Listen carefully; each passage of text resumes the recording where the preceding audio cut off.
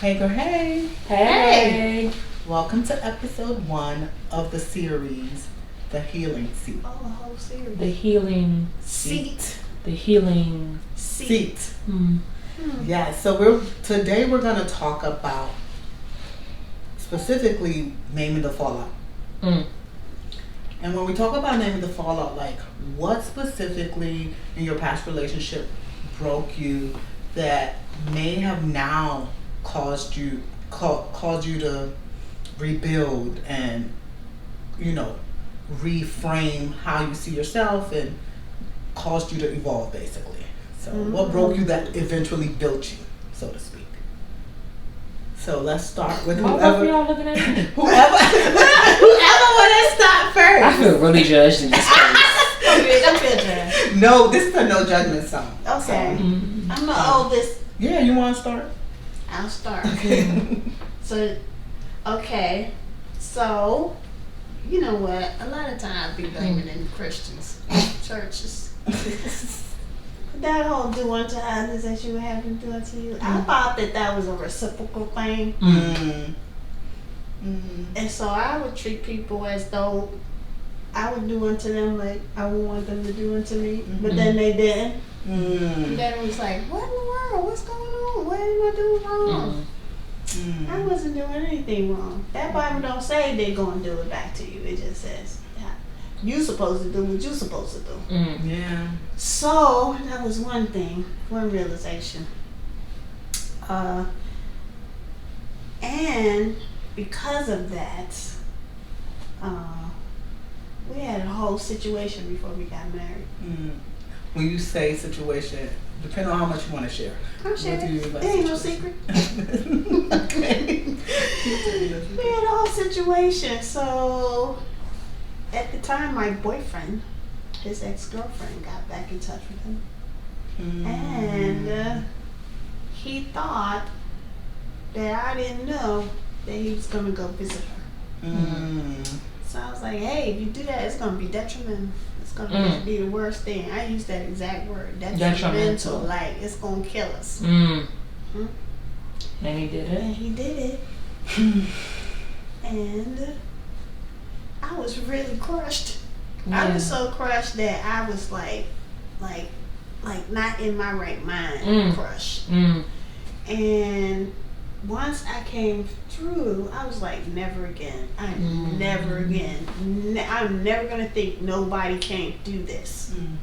I'm gonna think everybody is capable of it. That's what I'm gonna think.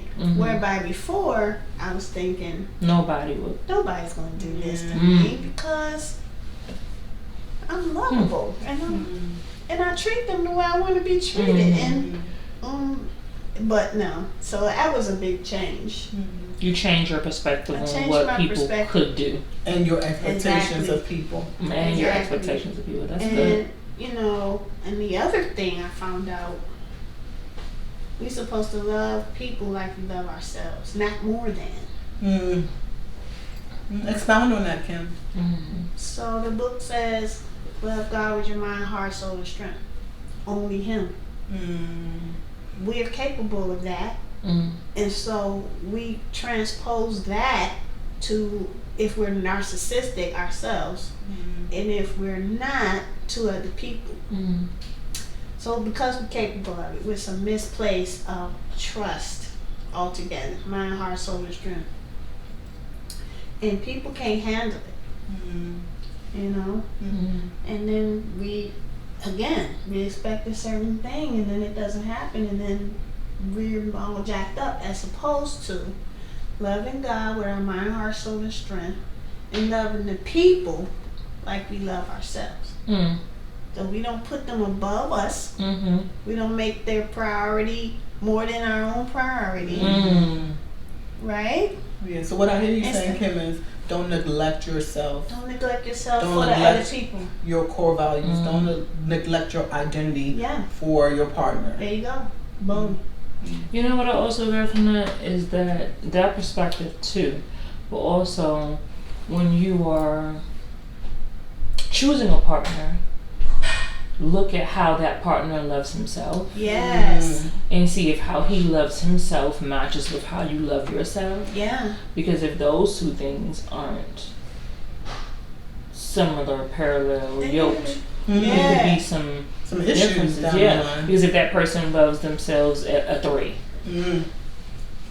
and you are loving yourself at a 5, and that person is also loving themselves at, they're going to love you at a 3, right? Because love them not above you, but where you are. So that's not going to meet my threshold of love. You know what It's I mean? a simple thing. If I'm buying Starbucks for myself, I'm gonna buy Starbucks for you. You told me that. If you buy McDonald's for yourself, you're gonna be buying McDonald's for me. Ooh. So no. Ooh. That's good. But then as we learn one another, okay, I've been loving myself as a 3. I've been buying McDonald's coffee as a, but I noticed you like Starbucks. And you always buying me Starbucks. I'm gonna be like, oh, we liking Starbucks now. But I'm gonna step it up. And a lot of times, sometimes we do, because of the exposure of the person that we're involved with. It's true. We step our game up a bit. Yes. And Come on, step up game. We just trying to have a Don't whole we conversation about step up game. Let's go. That was the whole thing.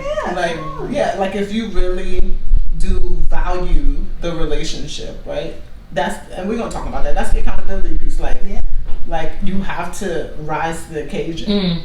You know, because if you say I'm worth it and you say you're worth it, then you're not gonna have tell you. So why you gonna have tell us? And I'm not gonna expect you to have tell you and put my priority above you. You know, I'm not gonna expect that you're gonna do less for yourself and do more for me. I expect that you're gonna do good for you. yourself. Yeah. You know. Yeah. No, I agree with that. What are your thoughts, Shauna? Like your experience, like with that. What broke you? Like your story about what broke you that have caused you. Thank you. And as I said, like the breaking is like what caused the breaking in your relationship that made it seem like it was survival mode. I think a common thread in my relationships have been a breaking and a re-breaking and a rebuilding is communication. You know what I mean? I will say that each learned lesson, there was improvement. It's not like I'm regressing in the communication level, but it's just you reach a different plateau when you realize like, okay, well, these are the step up game needs to occur in this. Even if it's in my category or his category, there's some level of growth that has to occur. I think that has been a major part of the building piece because with every brick that I get from the previous relationship, I learn from that. You can take them to the next one, right? And then in those relationships, you know, you always hope for this is the relationship, and so even in your building those building blocks to kind of, I guess, create a new foundation. You know what I mean? So I think that's the rebuilding part for me. Is communication has been a common thread. I definitely echo what you were saying about expectations and understanding, you know, people what they will give and what you should not give too much of. Right. Sometimes you gotta hold back. You got just a little. And I also think trust. You know, is a big thing because it kind of ties into what Kim was saying. It's like sometimes you trust because you see potential. Like we trust potential, and not a failure, right? Because the potential, I trust it will get better, right? Okay, well you got potential to go. You have some transferable skills, you know, like they're using in the work world. You know what I mean? And so let's see if we can transfer those skills. But I need to see the skill set first before I trust that you're going to produce what needs to be produced 90-day for the probationary sustainability of this relationship. period. What tends to happen is it's like, oh my God, he's great with managing, I don't know, his tennis shoes, and so now, or buying his tennis shoes, or he saved his money so he can buy his favorite pairs of tennis shoes. Okay, we take that and be like, this man got a whole money market portfolio. Right. No, he doesn't. No, he does not. You know what I mean? Don't read that. So That is not transparent. we have to see the growth. We have to see the building blocks, and sometimes we fail. I fail, have failed, and that was a growth aspect of not trusting the potential, like being able to see, like, all right, I see that you have the potential to grow, but let's see what that growth looks like for you over time. And giving people the space and time to do that. Yeah. Also, not cutting brothers off too soon. Sometimes we be like, Give them not time to cook. you know, Give them time to let me cook. Yeah. Marinate. Give them time to cook. Okay, no, that's good. Mine was the same. So mine was communication and trust. Funny enough, we besties for a reason. But I think for me, communication and trust, what I learned from the previous relationship and what I brought in my marriage is that I needed to see it demonstrated. Kind of like, you know, previous, I was like, I was into potential. You know, you live and you learn. I was into potential and I didn't see it demonstrated. You know what I mean?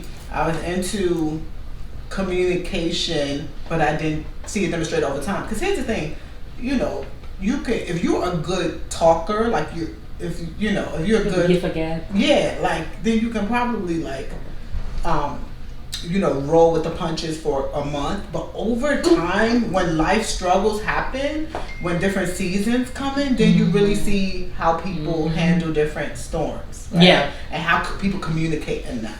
And I will say, How they might not, because some people, or not at all. they know how They to shut down, too. communicate, but because they don't want to, they want to act like they don't know what you're talking about. In other words, and you be like, "Wait a minute, I know you know what I'm talking about because we've been communicating all right up to now, up until the difficulty. Now all of a sudden you don't know what I'm talking about." Yeah, no, that's real. That's real. It sure is. Like the language changes. it sure is. Like the language changes. changes. Yeah, like It's yeah, like, yeah, yeah. No, and so, you know, I think for me, and this is my advice to anybody, like give it time. Give the dating phase time. Gather the information. Assess the person. Assess that they're consistent. Assess that they show up consistent. You know, and just be consistent, right? and that's what, you know. Assess how they communicate with their co-workers, their sisters, their parents, like The drive-through girl. The drive-through girl, like, do they cuss out the drive-through girl, but then they sweet talking you, like, because eventually they will cuss you out too. You know what I mean? When he or she is angry, do they raise their voice consistently, like, or do they throw something like they forward? Like you don't need to throw a tantrum like before. You know what I mean? Like assess those things and don't ignore it. Don't be like, oh, you know, They wouldn't have done this. yeah, like he was so angry he slammed the door. No, like making excuses. like Making excuses. yeah, like we can't make first excuses for cross the ain't grace. behavior. That's another thing. That's so good. Grace does not equal stupidity. Oh, Grace does not equal stupidity. Like I'm tired of us as Christians equating grace with stupidity. I blame so much. Yeah. I'm sorry. I love being a Christian. I really do. Yeah, like I I'm love saved, but Christ. I'm not that saved. You know, like say try Jesus. Don't try me.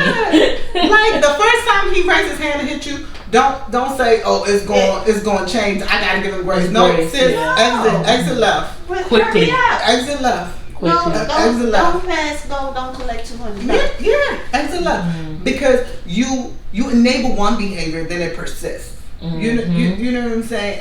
And so you just have to see it demonstrated over time. And so unfortunately, I waited 8 years to see it demonstrated. Like I dated my now spouse for 8 years. I ain't gonna say how that long, but for me, that's me in my house. I needed the 8 years, and I'm grateful because I saw him through some seasons. He saw me through some seasons.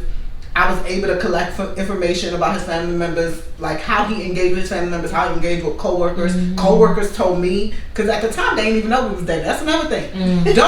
It's kind of nice to keep your relationship solid, because that's when people tell you what it is. You know, but when you all in each other's face, people feel like they can't tell you the truth. You know, so when you're consumed by the relationship, people are like, she already in love, I can't tell her nothing. No, tell me something. I want to know. I want to know. Like, tell me. And oftentimes you can't see when you're so clouded in the love, what is the word? Infatuation. Yeah, the infatuation, the love cloud. mojo, the love cloud, whatever you want to call it. It is a cloud. It is. Because you up in the sky. Yeah, you know. In your brain. Eve said it best. Eve said it best. Love is blind. Yes. It'll take over your mind. Yeah, and when your family member is like, no, I don't think it's for you. That's Eve in the boss. Yeah, like if your family member's like, I don't think this person is for you, or I don't think your personality works with this person. Because here's the thing, sometimes it may not be the person, it may be you. And maybe you guys will not mesh together, and your family sees it and be like, this dynamic not gonna work unless you're willing to be a whole different human for this other person. Well, you see that. Yeah. Like you go to a family gathering now, okay, first time maybe nervous. Second time it's like,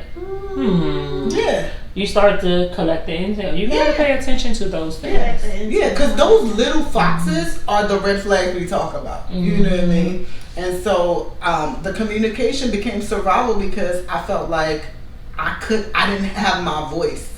Meaning that if I disagreed, I had to acquiesce to what he wanted. Like we can be in a coexistent relationship and not agree. Or Like, you just feel uncomfortable if you disagree. You don't want to hear what comes after the aftermath. So you squash it. You don't say it what you would ordinarily say. Because you don't even want to. That's not a good thing. I don't like that. And I get it. I think as women we want peace in our homes, in our relationships. You don't have to be combative. Like even now in my marriage, I'm like, we just gonna agree to disagree on this one, love, and that's that because there's not always like you're not gonna agree on everything. Like I don't care how good of a person the person is, you're not gonna agree. You have different upbringings, you have different philosophies, you have different beliefs. You know, the one thing y'all need to agree on is your faith. But that's it. You know, you make and hopefully and I don't even know these days. You gotta know if he a Democrat or a Republican. That's real in these streets. But that's another story. That's important too because that will impact your relationship. But those two things are the things that I feel like, oh my God. What happens if you weaponize the babe, let's agree to disagree? And you weaponize accept that two walk together, equally yoked, walk together, accept that two agree and all.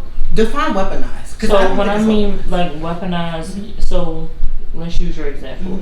Hey babe, we're not, we're just going to agree to disagree.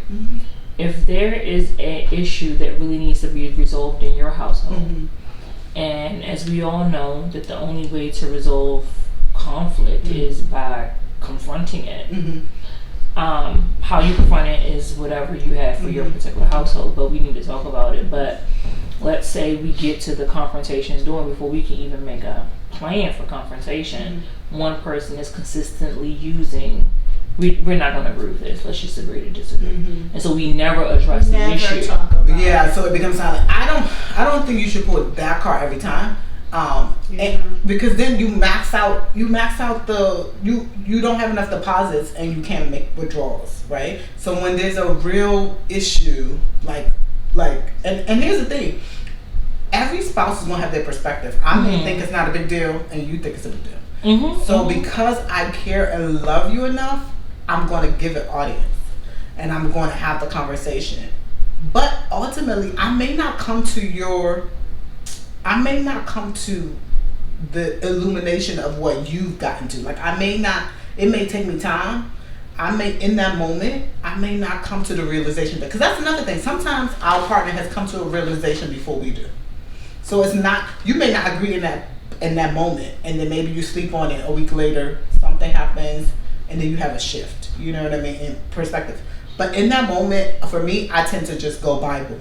Like if I really can't get if it's come too contentious, then I go bind it. Like what does the Bible say? Yeah. Because that's the one thing we agree on. You know what I mean? So that's my thing. But if it's like putting the sit down, like that's another thing. Don't be petty. Like if he prefers to sit down, then or she prefers to put the sit down. Like we're not gonna argue about the toilet seat. You know what I mean? We're not gonna argue about do you press the toothpaste, even though it's annoying. But like at some point somebody has to comply. Like that's not one we're gonna ignore and say we will agree to disagree on the toothpaste. You know what I mean? These are the things. Major issues we need to address it. But we be picking petty stuff to be. The major issues we need to address them. Yeah. Because the major issues reflect how you think.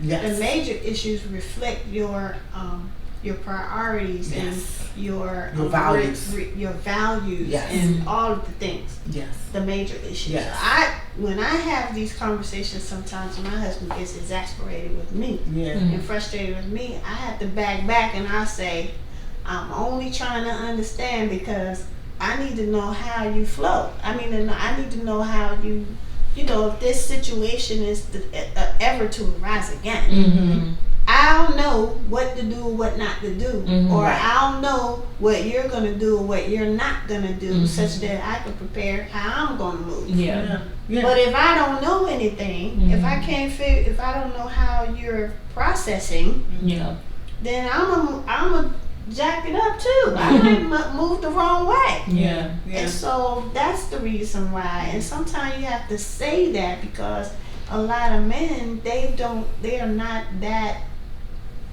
cerebral. They're not that cerebral, and they're like you just nagging, or you're just finding something or you just to want to be complain right about, or you just want to be right. But no, that's not it. I don't just want to be right. I'm trying to understand. That's why I'm asking these questions. They don't like a lot of questions. No, they don't. But that's why I'm asking these questions, because I want to see how you're thinking. Yeah. Not that my thinking is right or wrong, or your thinking is right or wrong. I just need to understand how you're thinking, because I can say, well, I'm saying this because I'm thinking that such and such a thing. And maybe that will enlighten you. I need the same thing. I need for you to tell me how you either tell me how you're thinking or answer the question when I ask the question without being defensive. Yeah. That's the thing. Any final thoughts, Sean? Final thoughts? No, that was a good closer. Especially, I think I agree that men don't like questions. I guess the only question I have, which most women probably do have, is then how do you communicate if you can't communicate? And like how do you communicate if part of communication is clarity seeking? Part of communication is learning to understand.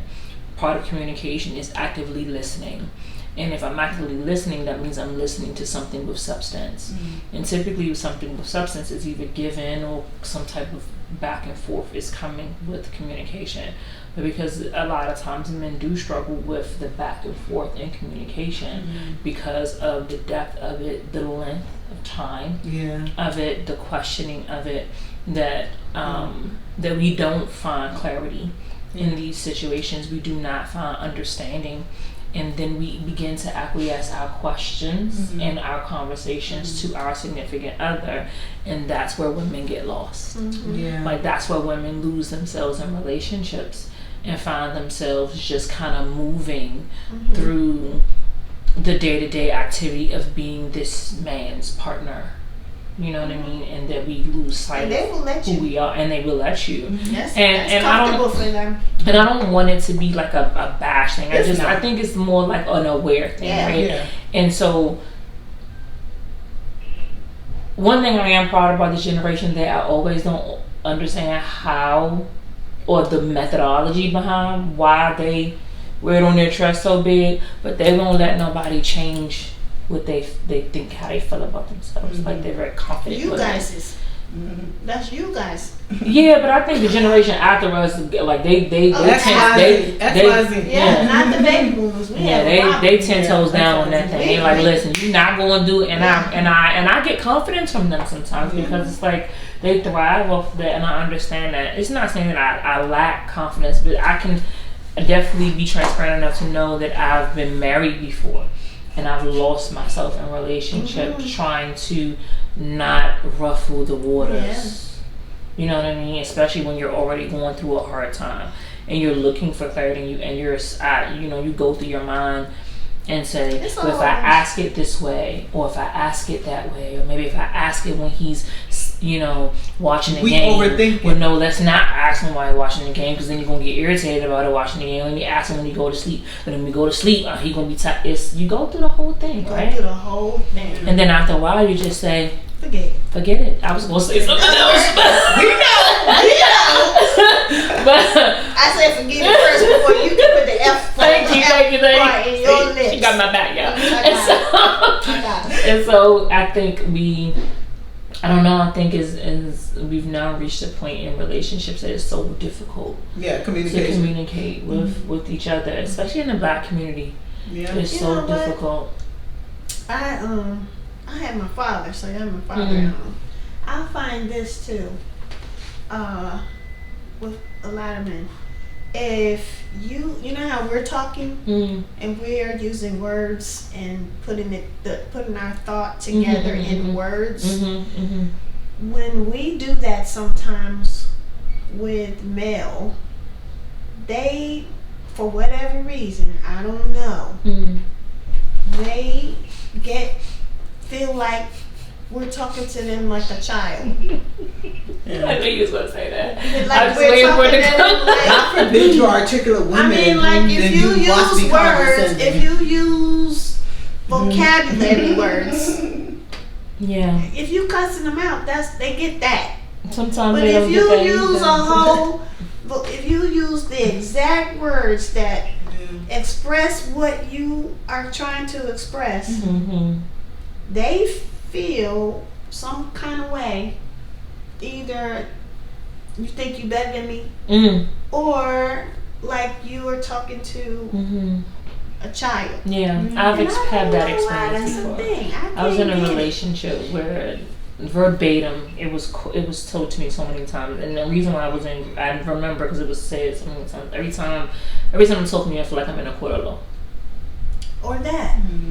I feel like I'm in out, and I ask why, and it's like because it was that you're asking me questions, and I'm like I just want to get some understanding. Now, granted, here's where I learned from that relationship, because I don't ever believe that one problem is one-sided, right? And so then I had to reflect introspectively and like, okay, why does he feel like this? You know what I mean? Like, I understand my intent is to seek clarity, but maybe it's the way I'm asking the question. Maybe. You know what I mean? Maybe it's or not, or not. Yeah. But either way, I need to figure out which way it is. Because if it is, it's me the way I'm asking. Then let me adjust. Let me be agile.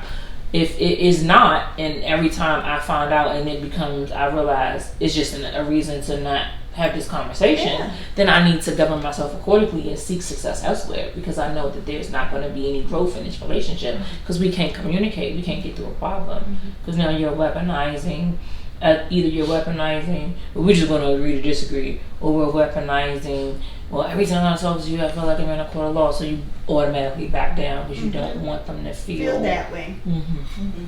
Well, I have learned, same thing, one, be self-aware.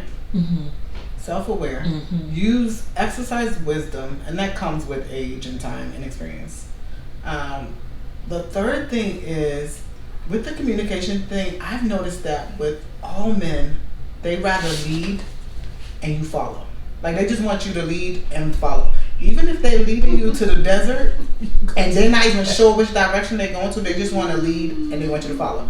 Here's the thing, with the right person, I can do that. I go to desert. I can do that. I can go to the desert because I know when we get to the desert, you'd be like, babe, you were right. I apologize. And that's really why you got to do the collection and do the collect intelligence. Because the average man just wants to lead and want you to follow. Like the average man. But here's the thing. You want a man who is above average.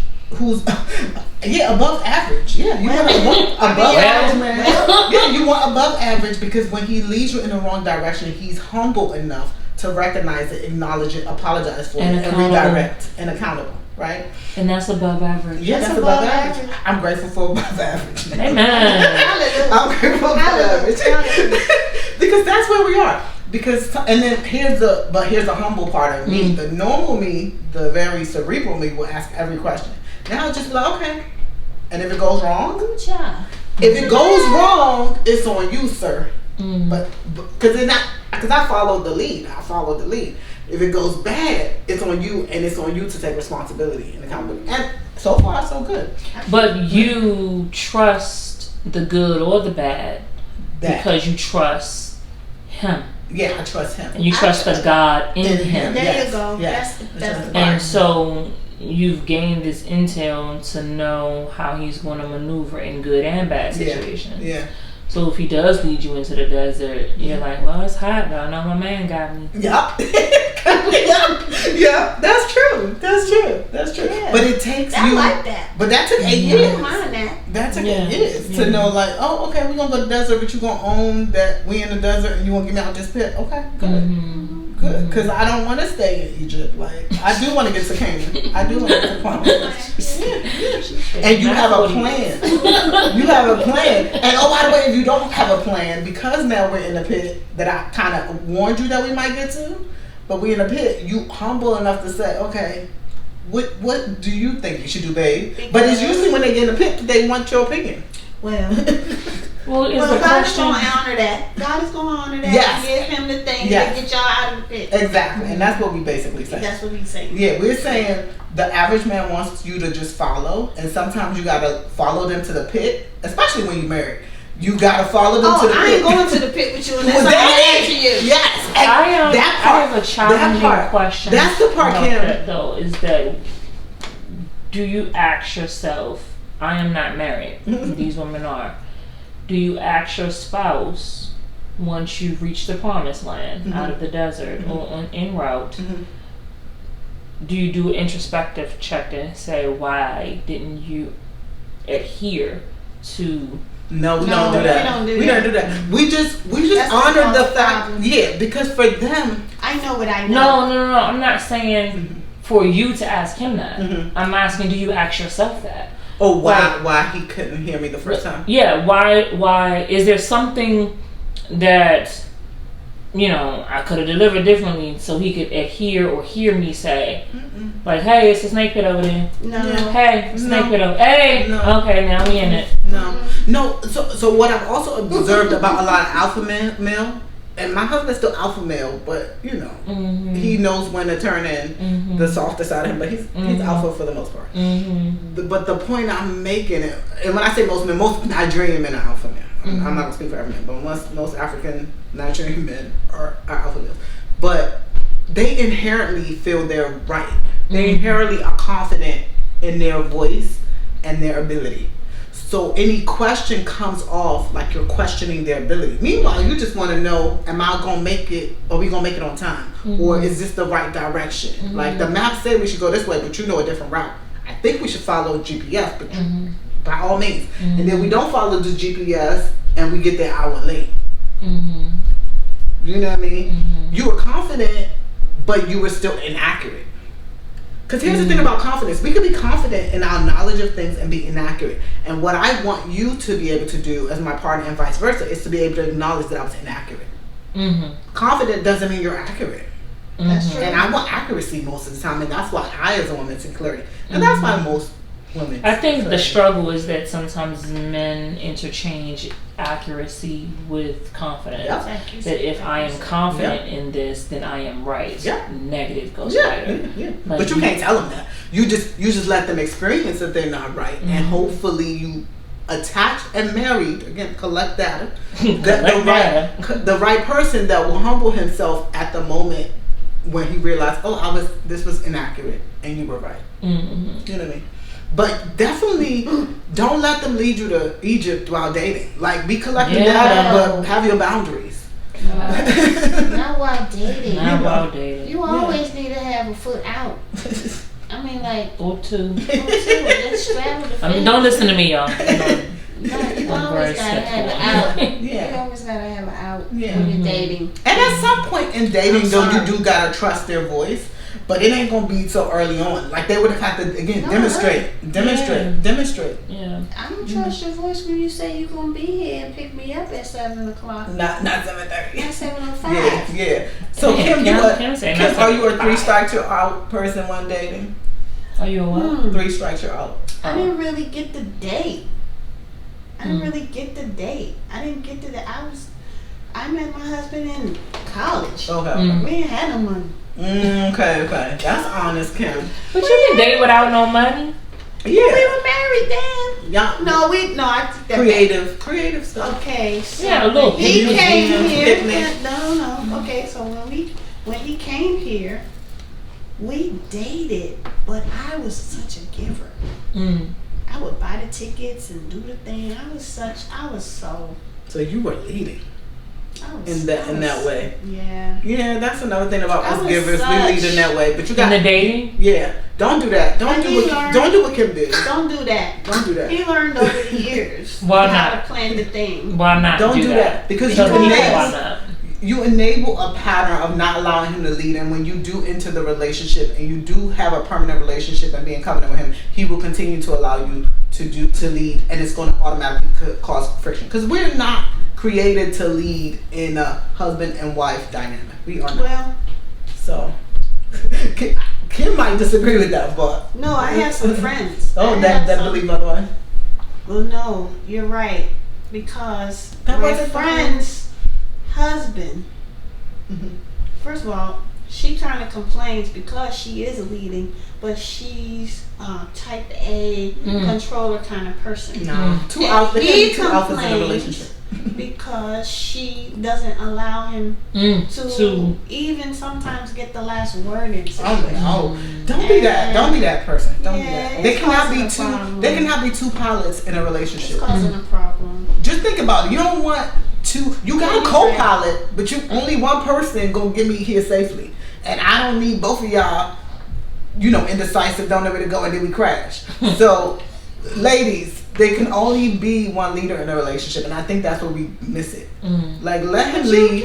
You could be a great co-pilot. Balance. Yeah, that's where the co-pilot comes in. But we often conflate it. We conflate co-pilot with, I'm the pilot. But I don't mind if you ask me, what do you think? Exactly. That's what pilots literally. If you ever go in a cockpit in a plane, like the pilot is asking the co-pilot, but the co-pilot is going right back to the pilot and be like, well, here's my suggestion, but you're the one that's gonna land this plane. This is what the instruments say. Yeah. The instruments say 1, 2, 3, 4, 5. Now, here's the evidence. What you gonna do? What you gonna do? And that's exactly how we can be great co-pilots, but don't ever conflate the fact that you're a co-pilot with the fact that you're the pilot of the relationship. And the moment we get that wrong, we are sinking this plane. You turn me over to pilot it. I'm gonna pilot it. Don't worry about it. We ain't going down. And I get it. You don't want to crash. I get it. You don't want to crash, but that's why you assess if you're gonna crash while dating. But I ask if it's something broke and it need to be fixed. I say, are you gonna fix this? And then you say, yes, I'm gonna fix it. If it's not fixed, let's say a week. And I say, hey, it's still broken. Shall I find someone to fix it? That part. I'm still asking you, but I'm also giving you another possibility. Because it may not work. Your schedule may not be. It's still an ask. Yeah, it's still an ask. Shall I find someone to address it? I'm not going to say when you're going to do it, because now I'm nagging you. I already asked you if you was going to do it. Yeah, that's good. I'm not asking you when. I'm going to say, shall I? Come on, shall I? But then, after you say no, then you're going to tell me when I can expect that it's going to be fixed. Am I right? Yes. I'm right about it. Yes. Let the church say amen. Come on, wisdom over here. Pass the collection plate. Yes, and on that note, can the people donate to the look. Feel free to donate to the podcast. We welcome it as well. But seriously, share in our DMs what your thoughts are. Like, what was that thing that almost broke you that built you? And if you want a part 2 of this, but from a male perspective, let us know that as well. Ooh. Bye, girl. Bye. Bye.